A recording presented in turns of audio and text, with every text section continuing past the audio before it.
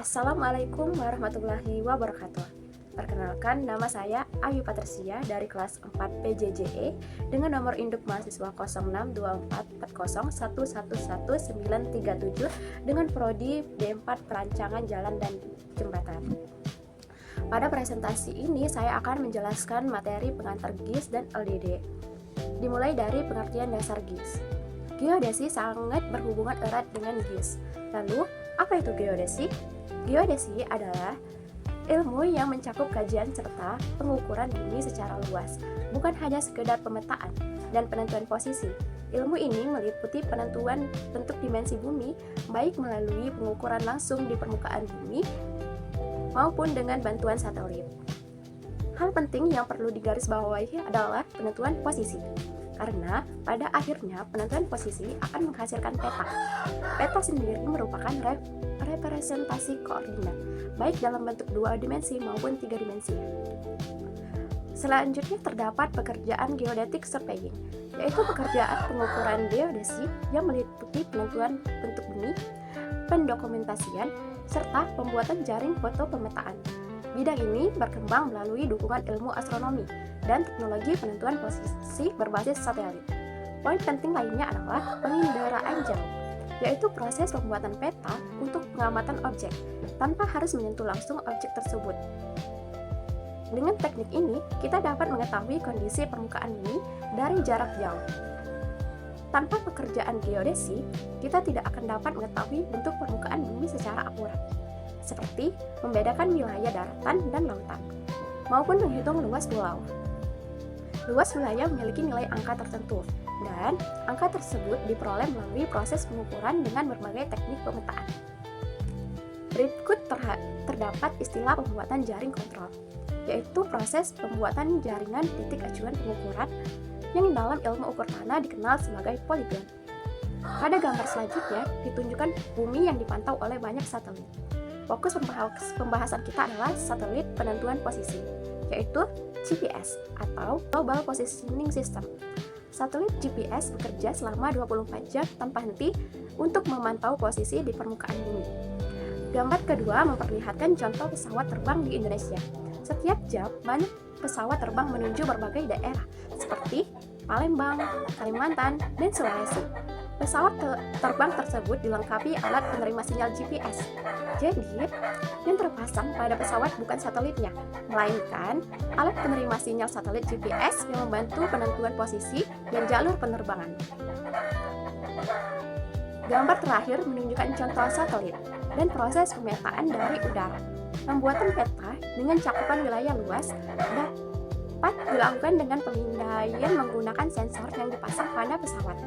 Oleh karena itu, penting untuk memahami perbedaan antara satelit di luar angkasa dan alat penerima sinyal yang berada di bumi. Selanjutnya, coba kalian lihat gambar ini dan bayangkan kalau kalian sedang berada di dalam kapal tersebut. Kira-kira kalian tahu tidak posisi kalian sekarang ada di bagian selatan laut atau di bagian timur laut? Tentu kita tidak tahu. Nah, pada kondisi seperti inilah teknologi GPS sangat dibutuhkan. Yang bisa digunakan adalah GPS handheld atau GPS navigasi yang ada di handphone. Tapi perlu kalian tahu, GPS pada handphone biasanya memiliki ketelitian sekitar kurang lebih 3 meter. Artinya, posisi yang ditunjukkan bisa bergeser sekitar 3 meter dari posisi sebenarnya. Itu sudah termasuk cukup teliti untuk menggunakan umum seperti navigasi. Koordinat yang dapat dari GPS itu bisa dimasukkan ke dalam aplikasi seperti Google Earth atau Google Maps. Kalian juga bisa mengirimkan koordinat tersebut ke keluarga atau teman.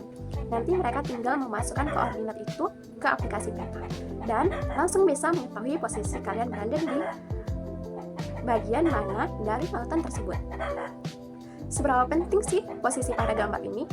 Coba kalian perhatikan gambar pertama. Di sebelah kiri, terlihat ada jalan dengan ketinggian yang tidak wajar. Jika data posisi tidak tepat atau koordinatnya salah, maka visualisasi peta bisa keliru. Misalnya muncul jalan dengan tiang yang sangat tinggi di daerah curam. Padahal kondisi aslinya tidak seperti itu. Posisi sangat menentukan keakuratan hasil pemetaan. Pada gambar kedua, ditunjukkan contoh kesalahan posisi atau kesalahan koordinat. Kesalahan kecil pada data koordinat bisa menyebabkan objek tampak bergeser dari lokasi sebenarnya. Inilah alasan kenapa dalam pemetaan digital, validasi posisi sangat penting, supaya informasi yang dihasilkan tidak menyesatkan. Selanjutnya, pada gambar berikutnya terlihat ilustrasi posisi bumi. Di sana tampak garis ekuator yang membagi bumi menjadi dua bagian, yaitu belahan utara dan selatan. Selain itu, ada garis meridian dan garis pemulai dari 0 derajat, yaitu meridian utama yang berada di London. Dari titik 0 derajat inilah perhitungan koordinat bumi dimulai sehingga kita bisa menentukan nilai derajat posisi serta koordinat X, Y, dan Z. Z suatu titik permukaan bumi. Sekarang bayangkan posisi kalian berada di titik P dan Q. Titik Q menggunakan alat GPS untuk menerima sinyal dari satelit yang mengelilingi bumi. Ilustrasi ini menunjukkan konsep perhitungan posisi secara matematis.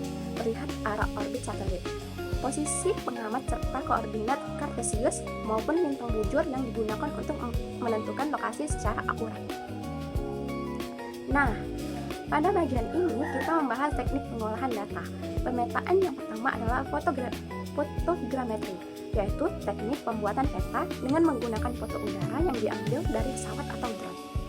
Melalui foto tersebut, objek di permukaan bumi dapat dianalisis dan diukur untuk menghasilkan peta yang akurat. Selanjutnya, ada remote sensing atau penginderaan jauh, yaitu teknik memperoleh informasi tentang objek di permukaan bumi tanpa harus menyentuhnya secara langsung. Contohnya menggunakan citra satelit untuk pemetaan wilayah sungai yang luas, hutan, atau daerah pesisir. Metode ini sangat berguna untuk wilayah yang sulit dijangkau secara langsung. Yang terakhir adalah kartografi, yaitu seni sekaligus ilmu dalam pembuatan peta.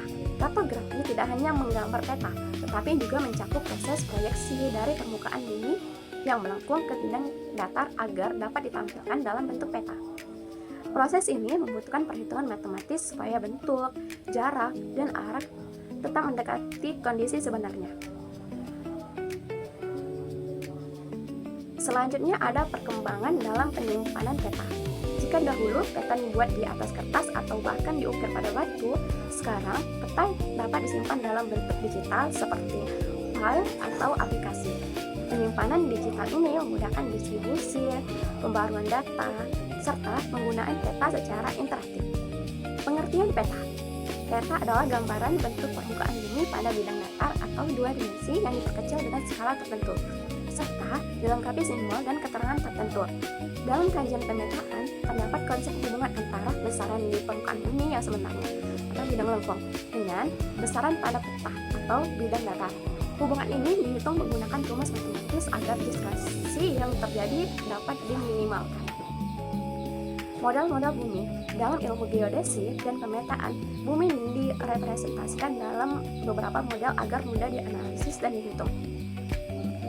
Model fisik atau matematis ini menjelaskan perbedaan antara bentuk bumi yang sebenarnya, yang tidak rata, dan penuh variasi topografi dengan model yang disederhanakan untuk membutuhkan perhitungan matematis.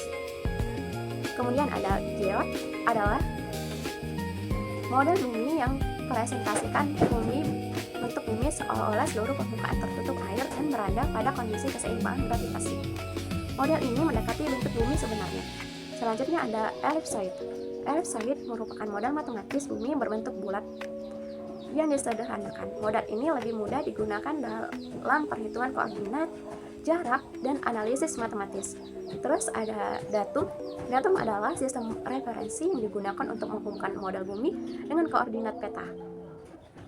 Permasalahan dalam pemodelan bumi.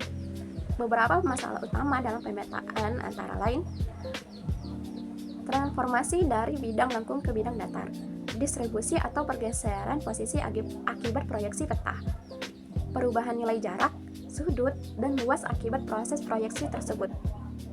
Generalisasi skala peta.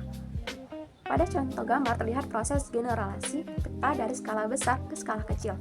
Semakin besar skala peta, maka detail objek semakin jelas, tetapi cakupan wilayah semakin sempit. Sebaliknya, semakin kecil skala peta, wilayah yang ditampilkan semakin luas, tetapi detailnya berkurang. Contoh peta lengkap biasanya memiliki beberapa komponen penting antara lain judul peta, wilayah peta, legenda atau keterangan simbol, skala peta, koordinat atau grid, sumber data dan metadata. Unsur-unsur ini berfungsi agar peta mudah dipahami dan informasinya dapat digunakan secara tepat. Demikian penjelasan singkat mengenai materi pengantar geografi yang mencakup konsep peta, model bumi, hingga prinsip pemetaan. Materi ini menjadi dasar penting untuk memahami sistem informasi geografis dan teknik pemetaan selanjutnya. Saya ucapkan terima kasih dan wassalamualaikum warahmatullahi wabarakatuh.